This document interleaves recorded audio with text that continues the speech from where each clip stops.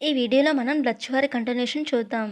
Dutch వారు నీలిమందు, బియ్యం, నల్లమందు, నూలు వస్త్రాలు వంటి వస్తువులను భారతదేశం నుంచి ఎగుమతి చేసుకునేవారు.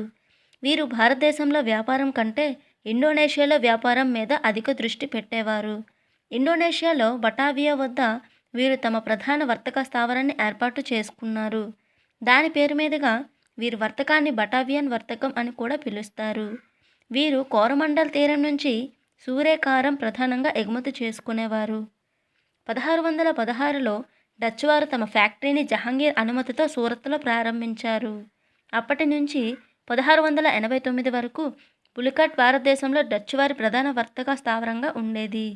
కానీ 1690లో పోర్చుగీస్ వారి నుంచి డచ్ వారు నాగపట్నంని స్వాధీనం చేసుకొని ప్రధాన వర్తక స్థావరంగా మార్చుకున్నారు. మరిన్ని వీడియోస్ కోసం మన ఛానల్ని సబ్స్క్రైబ్ చేసుకోండి.